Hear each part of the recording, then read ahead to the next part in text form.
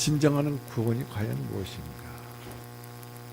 하나님의 만드신 바라 10절에는 그렇게 말씀하고 있습니다. 조각가가 조각상을 만들 때 그 조각가의 모든 혼이, 모든 사상이 다 거기에 들어있습니다.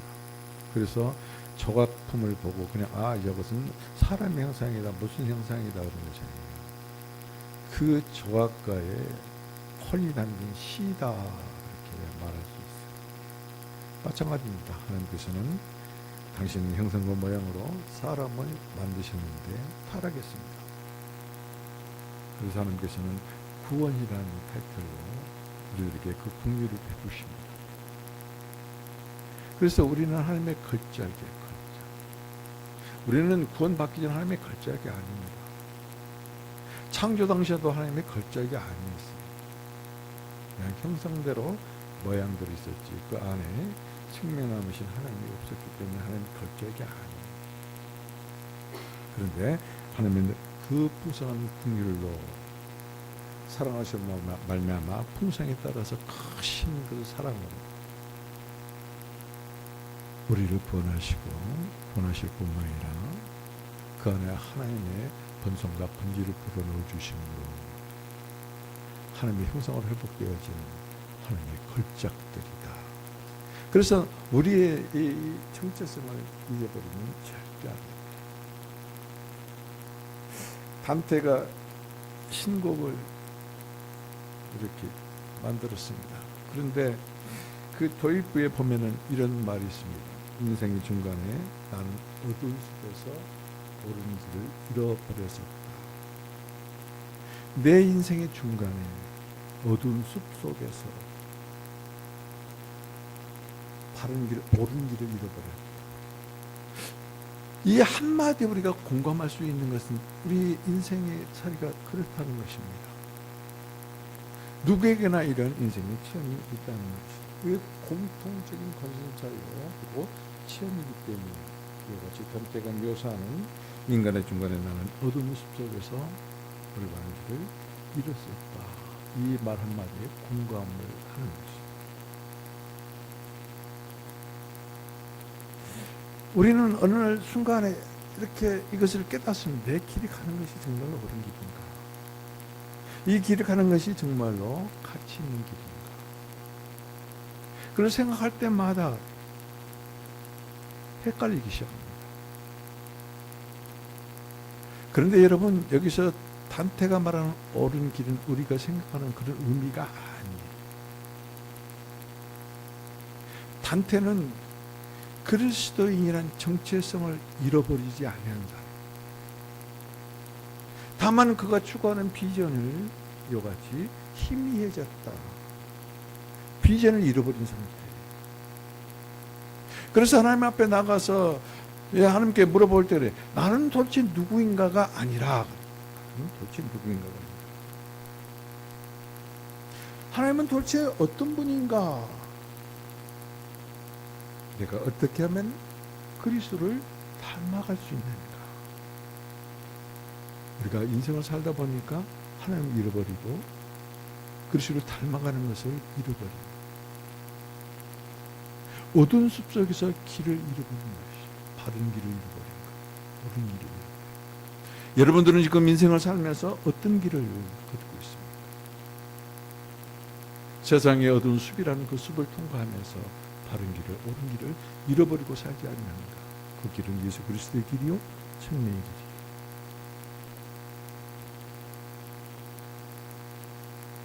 하나님께서 우리를 부르시는 소망이 있습니다. 그 소망이 곧 할 비전이에요. 하나님의 비전이.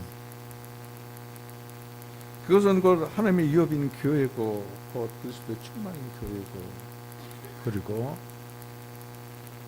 구원받은 하나님의 걸작이다.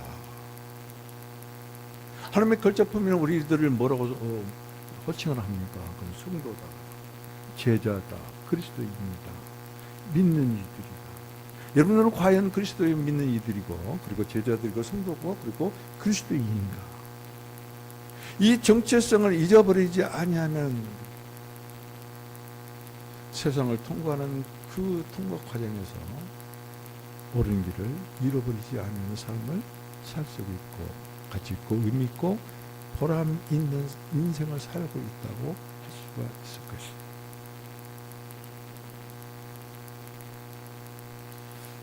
여러분, 하나님의 축복은 말이죠. 하나님의 축복과 그리고 화는 분명해요. 어떤 사람에게 하나님께서 축복하고 어떤 사람에게 저주라는가 신명기에 나와 있어요. 신명기는 하나님의 말씀에 순종하는 자들에게는 복이 있고 그다음에 순종하지 아니하는 자에게는 저주가 임한다.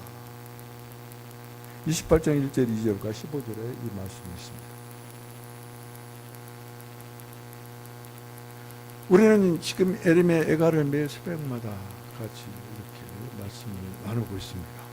여러분, 에림의 애가를 통해서 여러분들이 알고 깨닫는 것이 도대체 무엇인가?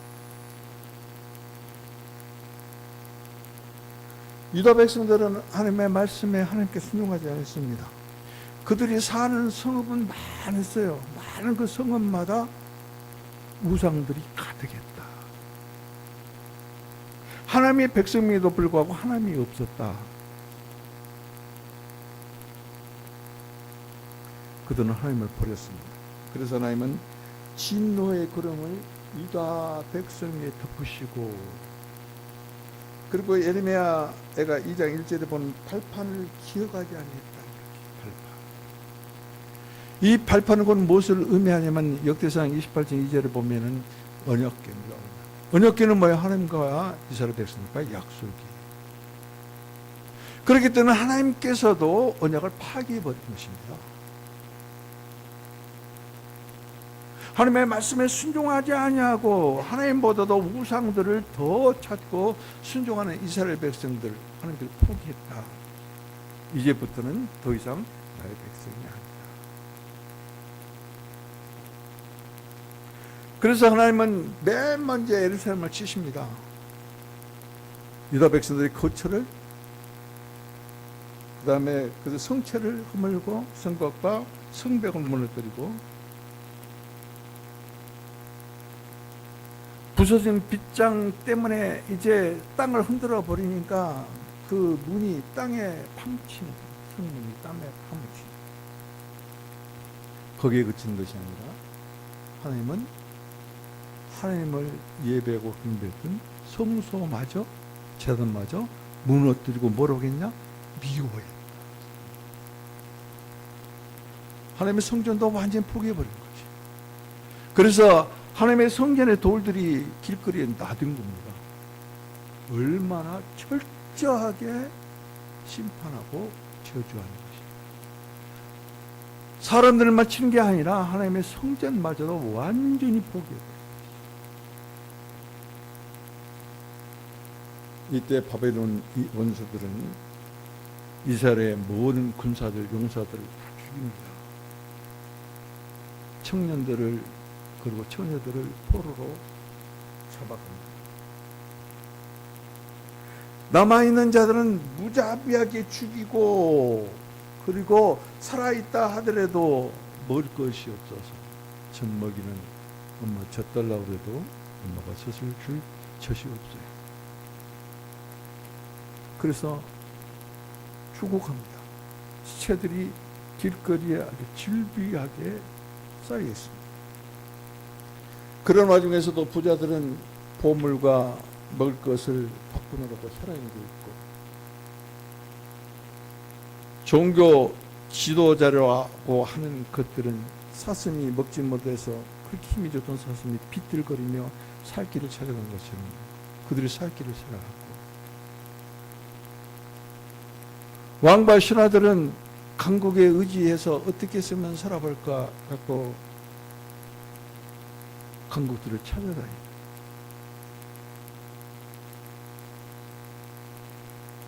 백성들은 칼에 찔려서 죽어가는 고통을 느끼듯이 굶주림에 찔려서, 그리고 고통하며 죽어가고 있는데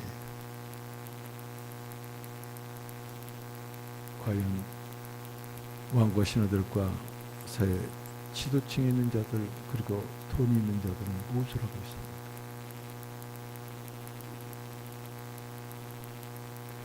어린아이가 이제 울 힘도 없어요. 엄마 젖을 아무리 빨아도 젖이 없습니다. 그런 어린아이도 돌볼 사람 하나도 없는. 그리고 엄마가 자식이라면 깜빡 죽는데 그 아이도 살만 먹고 있어서도 있을 수도 없는 그런 사건이 유대 온 전역에서 벌어지고 있습니다. 사냥꾼이 새를 잡을 때 이유 있게 잡은 게 아니에요. 이유 없이 잡습니다. 이유 없이 새를 잡은 것처럼 생명을 끊으려고 유다 백성들을 깊은 웅덩이에 집어넣고 그리고 우박이 쏟아지듯이 그 위에 돌 무더기를 쏟아 넣습니다. 그리고 물을 채워서 머리가 잠길 정도. 이것은 곧 뭐요? 살 소망이 전혀 없는 그런 상태를 비유하는 것이죠. 이것이 유다의 현실이에요. 그런 상황 가운데서 눈물의 선지자 예레미야가 이스라엘 백성들에게 유다 백성들을 향해서 호소합니다. 인생을 고생을 시키고 근심하게 하시는 것이 하나님의 본질이 아닙니다. 하나님의 본질은 우리를 고통스럽게 하고 고생스럽게 하는 것이 하나님의 본질이 아니에요. 왜 하나님은 나를 이와 같이 힘들게 하는가? 그렇게 말하지 마세요. 순종하지 않고 불순종이기 때문에 하나님께서 징벌하시는 것이죠. 하나님의 본질은 아니에요. 그런 이스라엘 백성들에게 뭐라고 합니까? 하나님께로 돌아가자. 하나님께로 돌아가서 손과 마음을 하나님께 올려드리자. 이게 예레미야 선지자가 이스라엘 백성들 지금 죽어가고 있다. 고통 가운데 있다. 먹을 것이 없다니까요. 그러면 주간것이라도 나눠주면서 이야기를 해야 되는데 지금 이 예레미야 선지자 한 사람만이 그래요. 한 사람만이. 부자들은 무엇을 먹을 것인가 그 음식을 찾아서 해먹고 종교 지도자들은 자기 살 길을 찾아 떠나가. 왕과 신하들은 강국에 어떻게 의지해서 조금이라도 연맹할까 그것에 혈안이 되어 있을 거예요. 오직 한 사람만이 깨어서 하나님 본질이 아니야. 징벌과 징계가 하나님께 돌아가야 돼. 그리고 우리가 하나님께 마음을 다 드려요. 이렇게 호소합니다. 요청합니다. 우리는 회개한다고 그럽니다. 우리는 하나님께 돌이키다 합니다. 그러나 하나님께 마음을 드린 사람은 없어요. 이 시대에 우리가 이 시간 그렇게 살고 있으면서도 이같이 하나님께 돌이키지도 아니할 뿐만 아니라 회개하지도 아니할 뿐만 아니라 만약에 회개했다 하더라도 돌이켰다 하더라도 이같이 내 마음을 온전히 하나님께 드린 사람이 별로 몇 명이나 있을 것인가.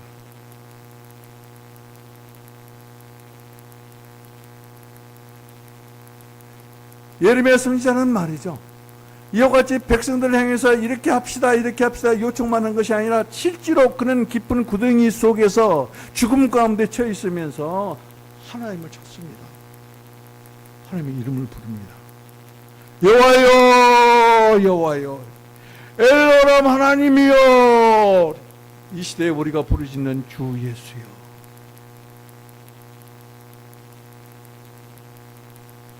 그때 하나님께서 예레미야에게 가까이 오셨다. 가까이. 그리고 말씀하십니다. 알 야레 Do not fear. 두려워하지 마. 여러분 죽어가고 있는데 왜 안 들어와요? 이게 말이나 되냐 이게. 그런데 하나님이 두려워하지 말라는 그 의미를 똑바로 알아요. 여러분들은 무엇을 두려워합니까? 무엇 때문에 두려워합니까?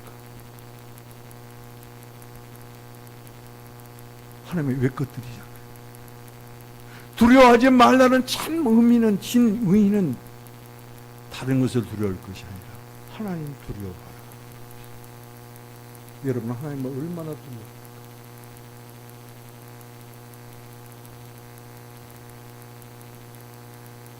하나님은 이사야에게 이사야서 41장 10절에 이렇게 말씀합니다. 두려워하지 말라, 내가 너와 함께합니다.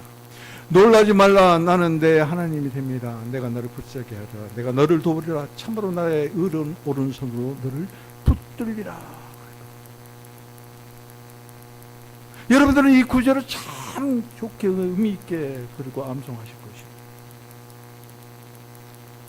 하나님이 우리와 함께 하시고, 그리고 하나님이 나의 하나님, 우리 하나님이 되어주시고, 하나님이 나를 굳세게 하시고, 하나님이 나를 도우시고, 하나님이 나를 붙잡아 주신다. 그런데 만약 우리 함께 하지 아니하시고,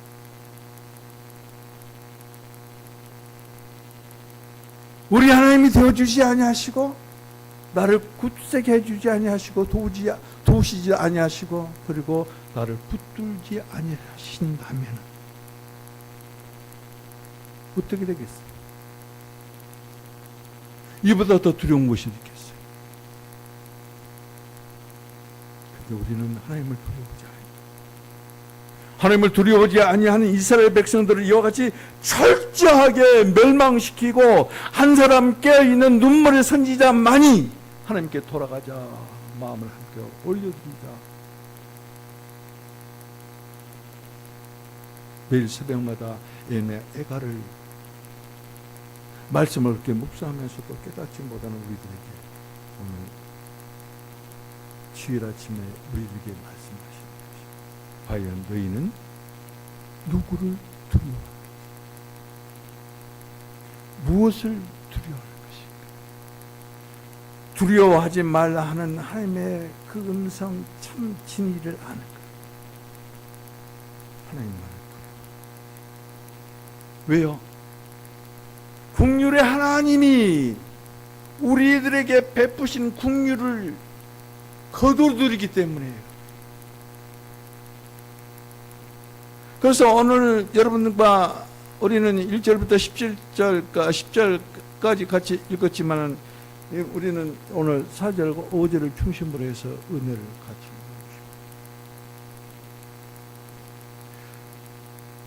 풍성한 국률의 하나님이 풍성한 국률을 거두어 들여 버린다면 이보다 더 두려울 것이 무엇이겠어요? 무엇을 먹을까? 무엇을 마실까?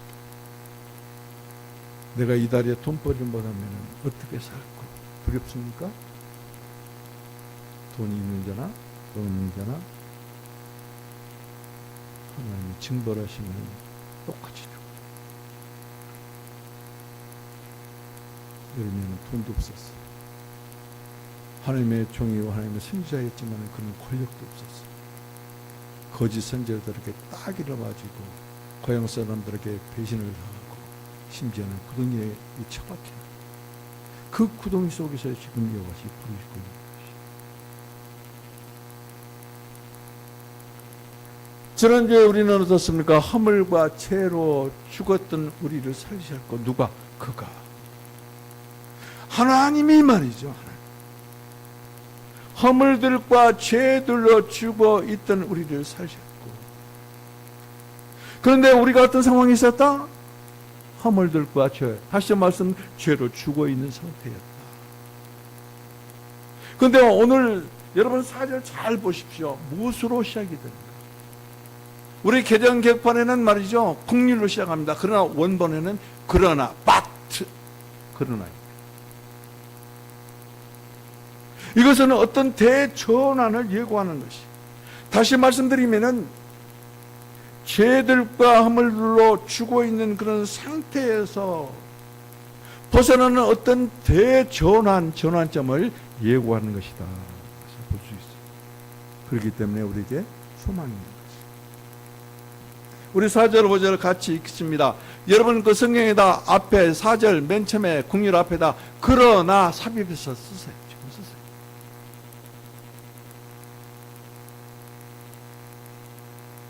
그리고 1절, 2절, 3절 읽으시고, 이런 상황 가운데 있었는데 그러나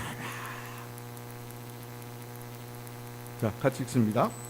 그러나 긍휼이 풍성하신 하나님이 우리를 사랑하시는 그 큰 사랑을 인하여 허물로 죽은 우리를 그리스도와 함께 살리셨고, 가로 열고 닫고, 너희는 은혜로 구원을 받은 것이라. 아멘.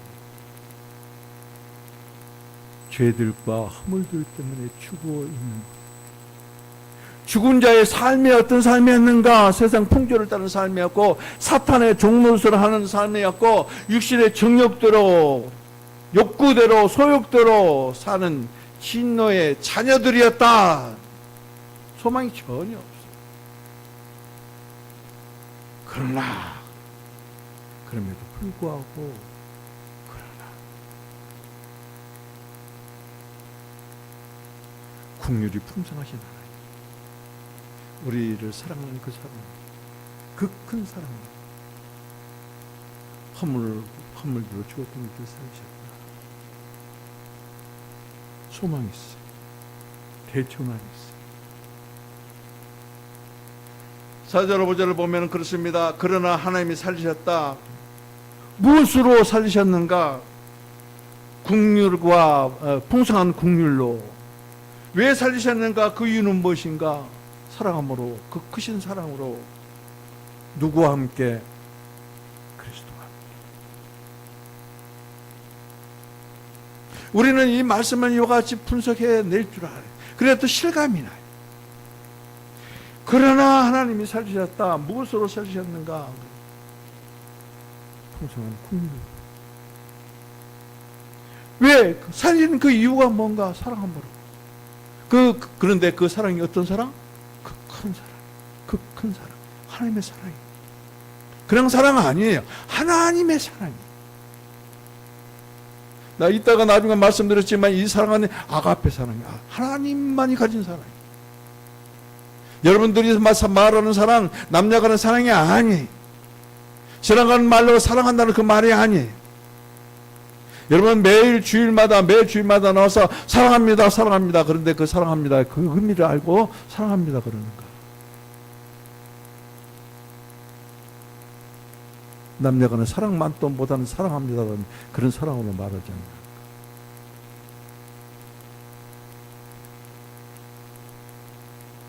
누구와 함께? 그리스도와 함께. 왜 살리셨을까요? 하나님의 생명입니다. 생명은 살리는 거예요. 이게 하나님의 본질이에요. 사탄의 본질은 생명이 없어요. 죽이는 것이에요. 멸망시키는 거예요. 사망이에요. 하나님의 생명이 하나님입니다. 그렇기 때문에 살리는 것이에요. 이게 본질이에요. 하나님의 본질과 본성은 생명과 사랑, 그리고 오늘 남아 있는 이 본성에 속하는 이 특징적인 속성이에요. 그래서 생명과 사랑의 하나님, 이 본질을 가지고 있는 하나님은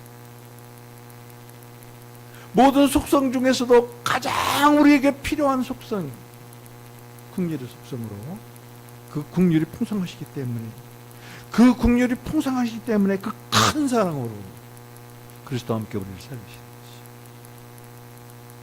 하나님의 긍휼이 말이죠.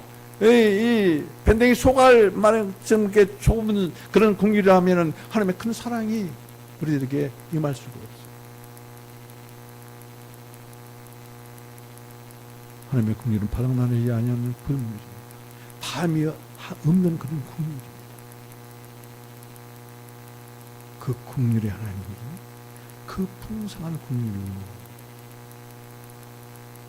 우리들에게 사랑으로 오셨는데 살리는 것입니다.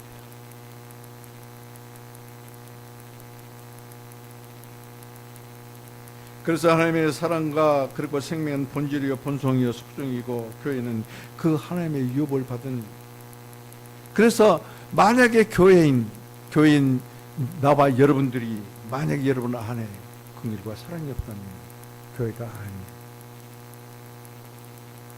여러분 안에 긍휼이 풍성하지 않냐고 사랑이 없다면, 그 풍성한 긍휼을 통해서 사랑이 드러나고 나타나지 않는다.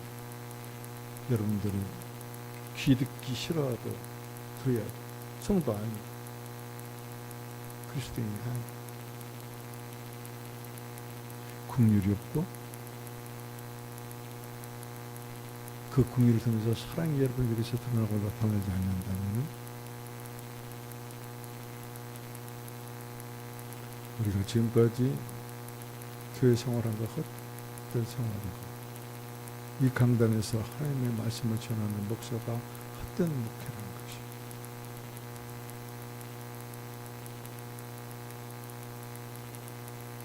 하나님의 본질적인 속성인 사랑은 하나님의 표현이다.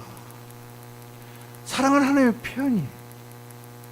그런데 긍휼은 뭐요? 그 크신 사랑을 표현하는 것이 잘 연결을 매치를 잘 시키시. 사랑은 하나님의 표현. 긍휼은 그 하나님의 크신 사랑을 표현하는 것이.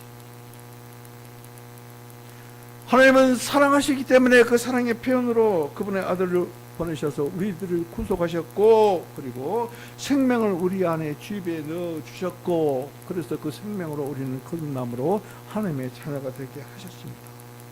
이게 사랑이에요. 그래서 나와 여러분들은 하나님의 사랑의 표현이에요. 하나님의 본질을 가지고 있고 하나님의 속성을 가지고 있기 때문에 그렇습니다.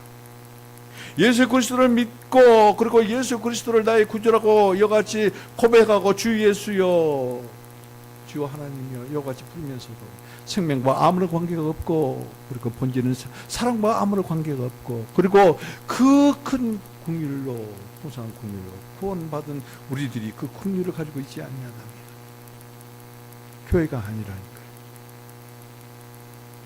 은혜는 강조하고 나 은혜 받기를 원합니다. 나는 은혜를 받았습니다. 이와 같이 말하지만은 은혜를 베푸시기 위해서 먼저 우리들에게 찾아오신 긍휼의 하나님을 우리들은 찾지 않는다는 것이. 하나님 긍휼이 없으면 우리는 구원 없어요. 구원 없으면 하나님 사랑이 없어요. 사탄을 사랑하는 하나님 맞습니까?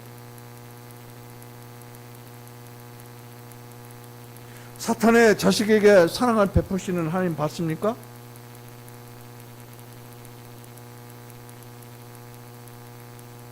살리시고 일으키시고 그리고 구원하신 하나님 백성에게 은혜를 베푸시는데 그 은혜를 통해서 하나님의 사랑이 전달되는 것이.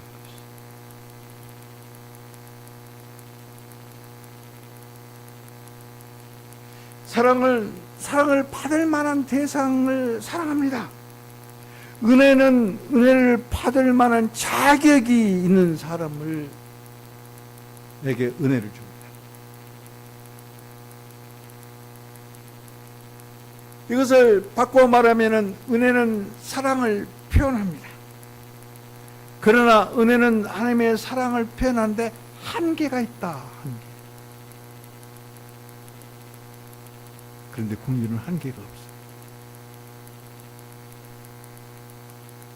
사랑받을 만한 대상에게 하나님은 사랑하고 은혜를 베푸시는 거예요. 사랑의 은혜. 구원받은 사람에게만. 그런데 우리는 죄들과 허물로 죽어 있는 그런 상태였습니다. 그런 우리들에게 하나님께서는 긍휼로 찾아오시는 것입니다. 그렇기 때문에 하나님의 사랑은 말이죠. 긍휼은 이같이 하나님의 사랑을 표현하는데 한계가 없다. 그렇기 때문에 나와 여러분들을 주님께서 긍휼을 베푸셔서 구원을 이루게 하시다. 그래서 우리는 은혜를 받으냐.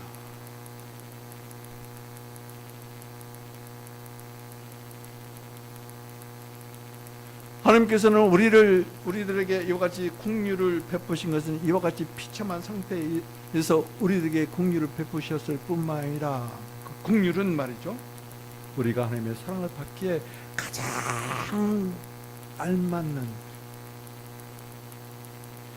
가장 좋은 상태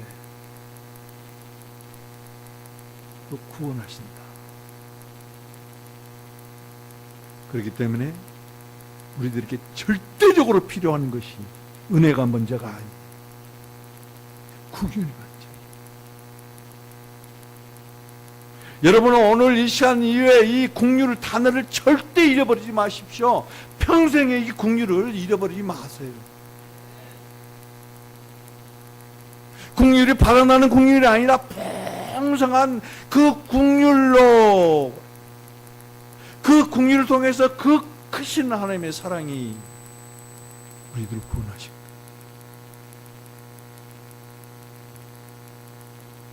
내가 구원 받았는지 안 받은지 모른다고 이 말씀을 들었는데도 죽어 있었다니까요. 화물들로 죽어 있었다. 죄들로 죽어 있었다. 일방적으로 하나님이 그 국률 하나님이 살아오셨다. 그 풍성한 국률로 우리들에게 사랑을 베푸셨다니까. 그래서 우리가 살아났다니까. 그렇기 때문에 우리는 구원받은 사람들. 여러분, 친구가 여러분을 찾아왔습니다. 그래서 친구에게 선물을 합니다. 그 은혜예요. 친구이기 때문에 그래요. 그 선물을 받을 만한 자격을 갖추었잖아요. 친구. 그런데 가난하고 더러운 이 왕거지가 왔습니다. 그래서 선물을 줍니다. 그것은 은혜가 아니에요. 국률이에요. 왜요? 그건 거지기 때문에. 그건 친구가 아니기 때문에.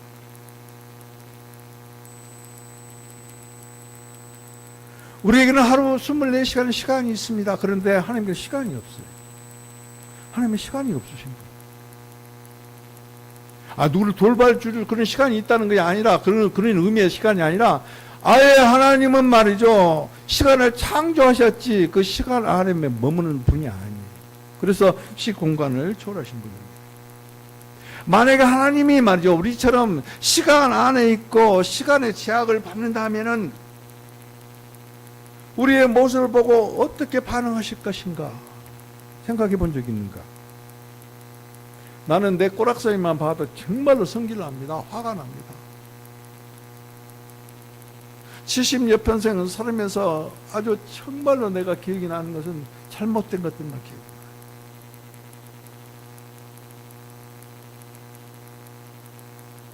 나 같은 존재가, 나 같은 이 꼬락서리가 어떻게 이 강단에 서서 하나님의 말씀을 전할 수 있는가? 너무나 부끄럽고, 그래서 싫어요. 정말로 미워요. 정말로 못돼 먹었습니다. 변덕이 심하고 간사하고 교활합니다. 그런다. 하나님이 그런 이 꼬락서니를 보고 기뻐하시겠는가? 이 꼬락서니를 보고 손뼉을 치면서 웃으시겠는가? 즐거워하시겠는가? 저는 이렇게 한번 생각해 봤어요. 만약에 하나님께 진노만 있고 진노하심만 있고 긍휼이 없으시다면 우리는 과연 어떤 존재고 어떤 형편이었을까? 이스라엘 민족이 멸망하는 그 꼴을 보고 소름이 쫙 끼치.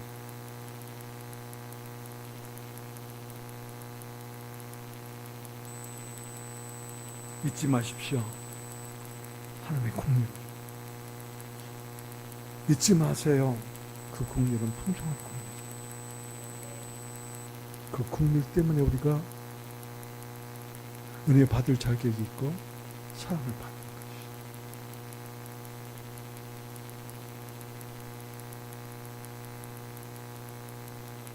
하나님의 이와 같이 풍성한 국률을 우리를 어디로 인도한다? 은혜 안으로 인도한다. 에덴 동산에서 우리는 쫓겨났어요. 아담과 하와가 쫓겨났다고 생각하지 마세요. 에덴 동산에서 나와 여러분들 쫓겨났어요. 쫓겨난 자에게는 은혜 받을 자격이 없어요. 어떤 상태에 있었는가? 죽어있는 비참한 상태. 절대 은혜를 받을 수가 없어요. 누구 은혜? 사람의 은혜가 아닙니다. 하나님의 은혜입니다.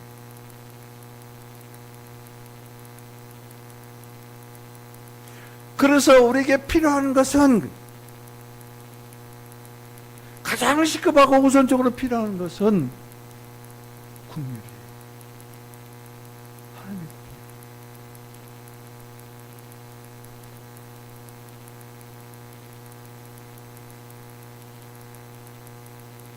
국률. 이걸 깨닫는 것이 필요해요. 여러분, 나는 무엇이 필요합니다. 무엇이 필요합니다. 요구사항이 많잖아요. 그런데 주여, 제게 지혜와 계시음을 주셔서 사실을 보게 해주시고 깨닫게 해주시되, 하나님의 국률이 필요함을 깨닫게.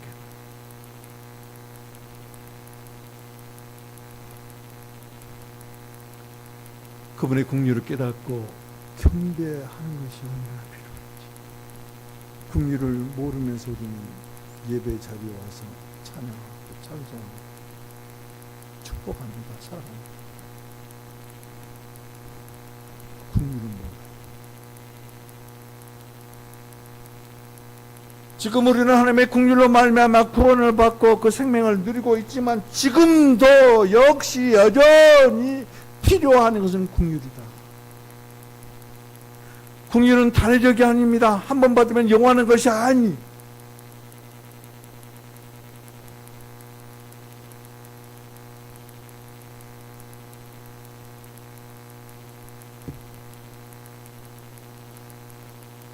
여러분, 우리는 이같이 생활을 하고 삶을 살면서 어떤 점에 있어서는 하나님을 떠나 있으면 어떤 점입니다. 제 가운데 있습니다. 그리고 거기에서 헤어나오지 못합니다. 지금도 그 가운데 허덕이는 여러분들이 있을 것이에요.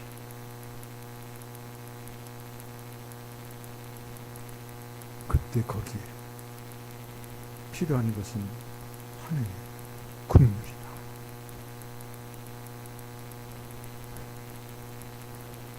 하나님의 국률을 구하는 자, 주님의 국률이 필요합니다. 이같이 하나님께 엎드려 돌이켜서 이같이 마음을 드리는 자들에게 하나님께서는 은혜를 베풀어 주십니다. 거기에서 구원해 주십니다. 그리고 은혜 안으로 이끌어 주십니다. 여러분, 은혜 안에 머물기를 원합니까? 은혜 안에 머물면서 은혜의 하나님을 공급받기를 원합니까? 먼저 여러분들은 국률을 입어야 해요. 하나님의 국률하심이 없습니다. 하나님의 구원하심이 없습니다. 하나님의 은혜 안에 들어갈 수도 없고 머물 수도 없고, 하나님의 은혜를 공급받을 수도 없다.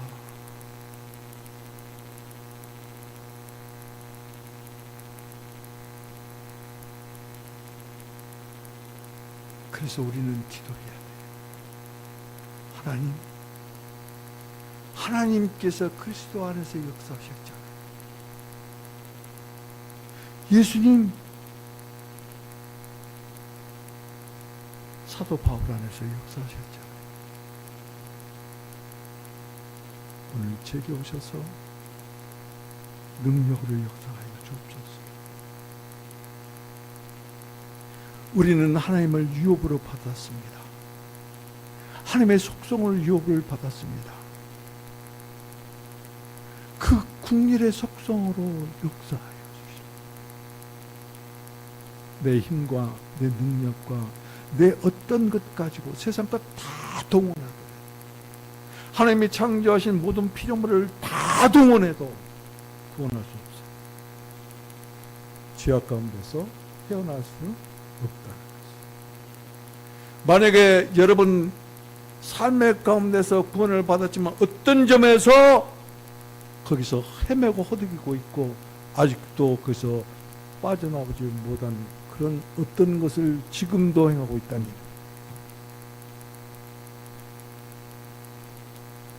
구하십시오. 내 힘으로 내 누구를 안 됩니다. 그리스도 안에 역사하신 하나님, 사도 바울 안에 역사하신 하나님, 내 안에 그 능력으로 역사해 주셔서 긍휼을 베푸시고 저를 구원하여 주시라. 그것이 질병일 수도 있고, 그것이 오락일 수도 있고, 그것이 향락일 수도 있고, 그것이 내가 가장 좋아하는 돈일 수도 있고.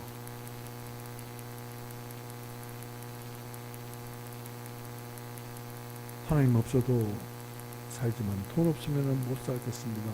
이미 그는 국률을 떠난 사람, 국률의 하나님을 버린 사람.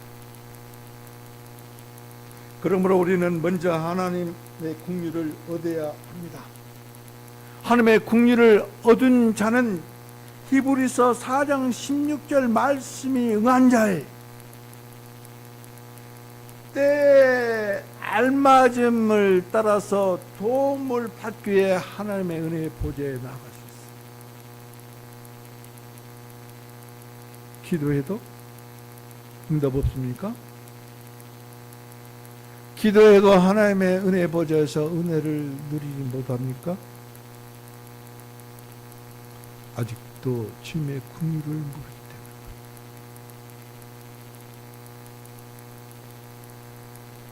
때문에. 먼저 긍휼하심으로 말미암아 풍성하신 긍휼로 구원에 이르고, 그리고 구원을 이루어 가고, 그래서 성화 과정에서 성화되어 가고 거룩함에 이르기까지 중단 없이 주님의 긍휼은 계속해서 필요합니다. 주여 긍휼을 베풀어 주옵소서. 이와 같이 긍휼로 채워져 충만한 사람이 다음 데이 하나님의 보좌에 나가서 때를 따라서 돕는 하나님의 도움을 받습니다. 우리는 그러거든요. 한꺼번에 돈을 줘도 몽땅 주십시오. 그런 다음에 내가 개지를 하고 써도 간섭하지 마십시오. 그러잖아요. 얼마나 못됩니까? 왜 찔끔찔끔 주십니까? 하나님 의지 안 하니까 그래요. 긍휼의 하나님을 모르니까. 여러분, 이와 같은 긍휼은 말이죠, 내가 애를 쓰고 내가 다른 박질을 하고 내가 경주를 해서 그것을 취하는 것이 아니, 팔릴 필요가 없어요. 왜요? 이미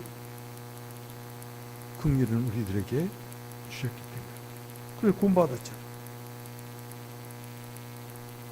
우리가 매일 매 순간마다 성령 충만함을 받아야 하는 것처럼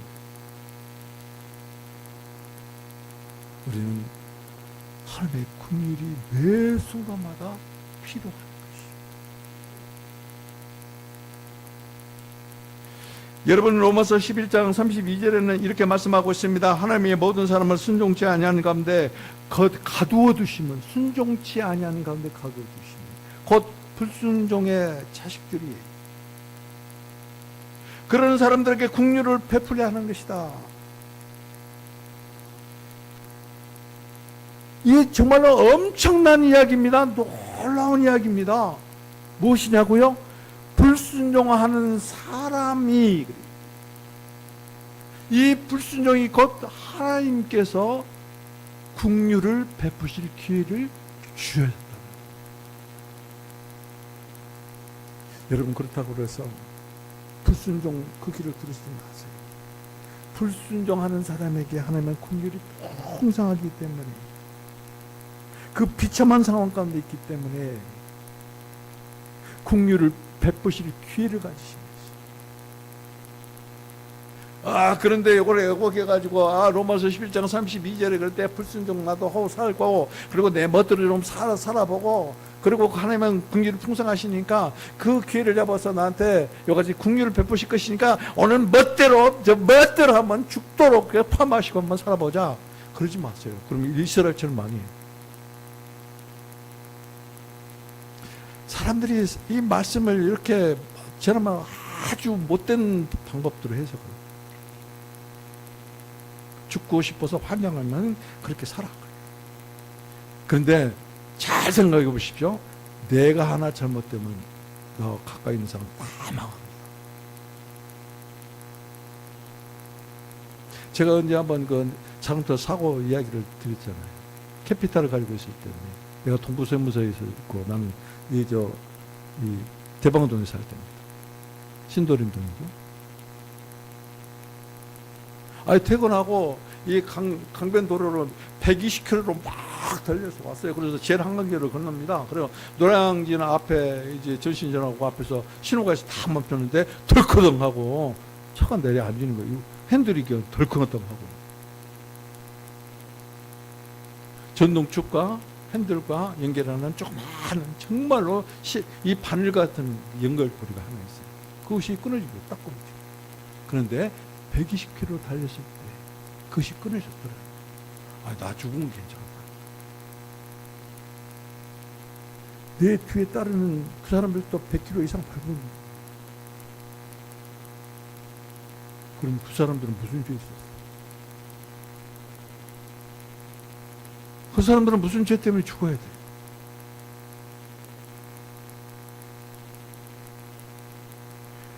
순종치 아니한 가운데 긍휼을 베풀 기회를 가셨다. 이것을 왜곡되게 생각을 해가지고 내 멋대로 살다가 주일날만 와서 깜짝 긍휼의 은혜를 입으면 되지. 망합니다. 누가복음 15장에 보면은 돌아오면 탕자의 아버지를 우리가 볼 수 있습니다. 그 아버지는 그 아들을 보고 컴패션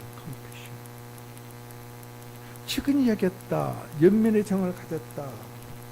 그 아들을 동정했다. 애정을 가지고 있었다는 것이.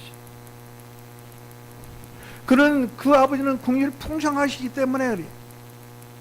이 아들이 재산을 가지고 먼 다국 땅에 가 있을 때에도 동구 밖에 나와서 그 아들을 기다리고 있는 긍휼의 아버지. 아직도 상가가 먼데도 긍휼의 아버지는 그 아들을 봤을 때 달려가서 껴안고 뽀뽀를 합니다.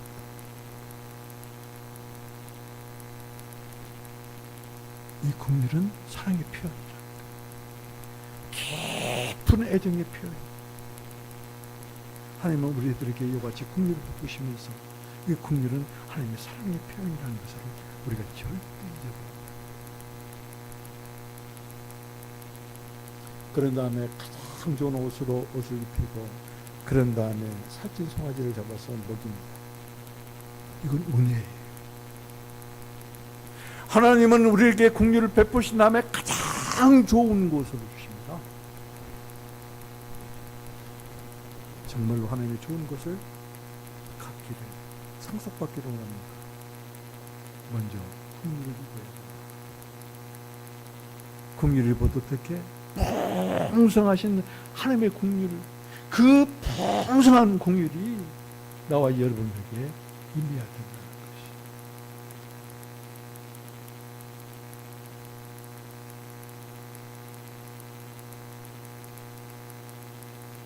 그래서 우리는 하나님께 돌이켜야 돼요. 그래서 돌이켜야 되는 것이. 그래서 회개해야 되는 것이. 죄를 저버려야 되는 것이.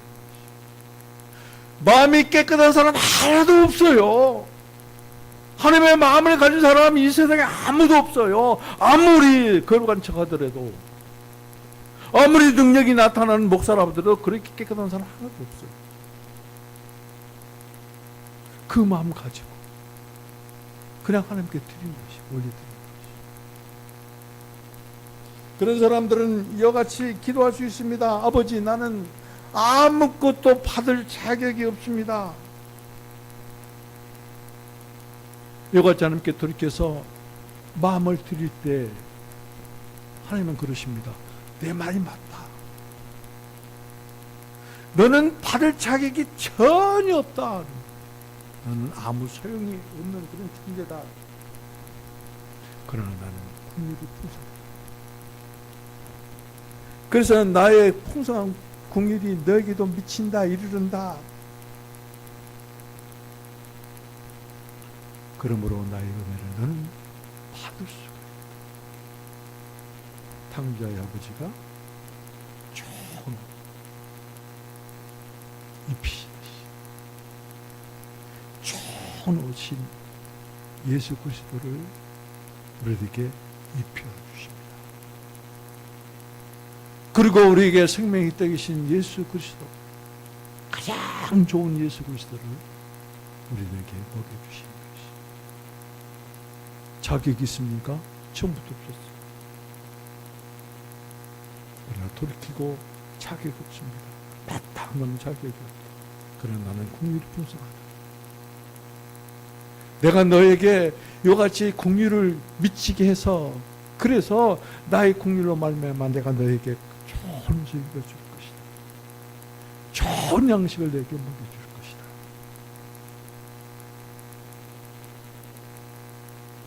그래서 그 긍휼은 이같이 은혜로 이끌어 주시는 것이. 좋은 옷을 입히고 그리고 생명의 떡을 먹이는 것은 하나님의 은혜. 은혜는 긍휼 다음에 와요. 여러분, 하나님을 사랑합니까? 조금 전에 말씀드린 것처럼 긍휼은 사랑의 표현입니다.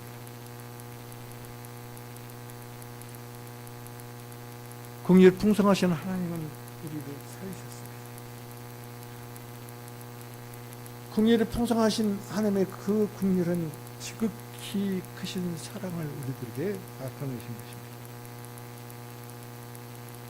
이 모든 것을 안다면, 이 긍휼을 안다면 모든 일을 다 하나님의 긍휼인 것으로 우리가 확신하게 된다. 하나님의 긍휼이 미치지 않는 분야, 어떤 환경, 어떤 문제가 없습니다. 전부 다 하나님이 긍휼이 미칩니다. 이 확신을 가진 사람은 책임을 감당하려고 합니다. 어떤 사람은 책임을 감당하려고 막 발버둥 치는데, 어떤 사람은 그 책임을 감당하려고 생각지도 아니합니다.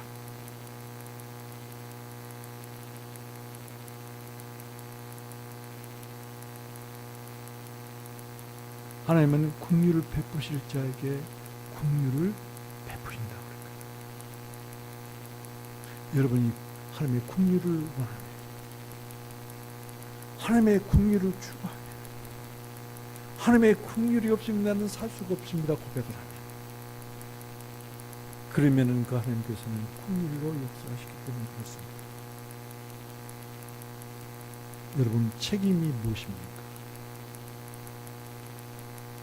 예배 드린 것도 책임이요, 찬송을 드리는 것도 책임이요, 기도하는 것도 책임이요.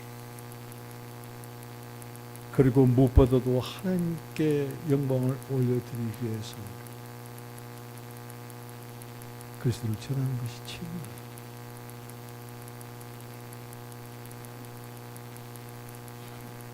긍휼을 입은 자들은 이 책임을 감당합니다. 왜요? 그 긍휼이 역사하기 때문에. 자, 보십시다. 멀리 가지 마세요. 나 가까이 있는 사람이 구원받지 못한 그 영혼이 있습니다.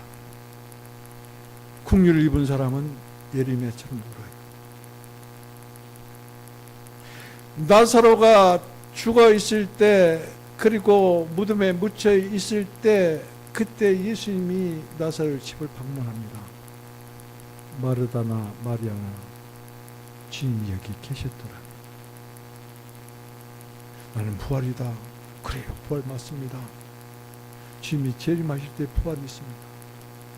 그런데 그들은 정작 긍휼을 베푸시는 부활의 예수님을 보지 못했다.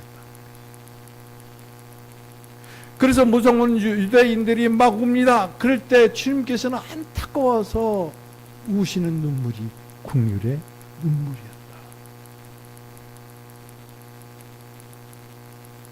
긍휼이 풍성하신 예수 그리스도로 충만된 우리들, 충만한 몸이라고 그랬잖아요. 충만된 우리들은 그리스도의 눈물이, 에르메의 눈물이 나와 여러분에게서 마르지 아니해야 된다는 것이, 이 긍휼을 입은 사람, 이런 사람은 책임을 감당합니다. 복음을 전하는 것을 부끄러워하지 않아요. 예수 그리스도를 증거하는 것을 어렵게 생각하지 않아요. 그 긍휼의 하나님이 그 능력으로 역사하시고 내가 하는 것이 아니에요. 나는 지식이 짧고 믿음이 짧고 누가 지식 짧으라고 그랬어요? 누가 믿음 짧으라고 그랬어요? 그건 자기 책임이에요. 대학교를 나오고 대학원을 나오고 유학을 갔다 왔다 그래서 성경을 아는 거 아니에요. 성경 지식이 많은 게 아니에요. 성경 충만한 게 아니에요.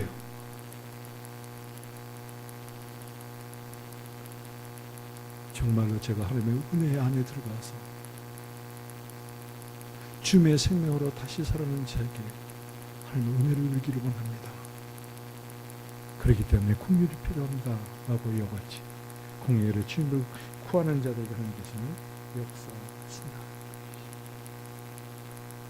긍휼을 입은 자들은 히브리서 4장 16절 말씀이 다시 한번 여러분들 반복하십니다. 때를 따라 돕는 은혜의 보호자에 담대히 나아가서 필요한 것들을 구할 수 있습니다. 지금까지 우리의 구하는 것은 육신의 정도로 구하는 것이고 긍휼을 입은 자답게 구하는 것이야. 죄와 화물로 죽어있던 우리들을 살리신 풍성하신 긍휼, 그 크신 사랑으로 우리를 구원하신 그것을 알고 깨닫는 자가 그 긍휼을 입고 하는 은혜의 구제에 나가서 수고할 때 하나님께서는 마다하지 아니하시고 나가시는 하나님이시라는 것을 잊지 마시고 딱 한 단어 긍휼, 풍성한 긍휼, 긍휼의 하나님을 잊지 마시기를 주님의 이름으로 기도하고 부탁을 드립니다. 기도합시다. 긍휼이 풍성하신 하나님, 임하시옵소서. 우리 가운데 우리 안에 오시옵소서. 우리 속에 그 긍휼을 베푸시옵소서. 우리가 죽기로 돌이켜야 할 그 지점에 그때 주님께서 긍휼을 베푸시옵소서. 그리고 우리들에게 긍휼의 표를 주시옵소서.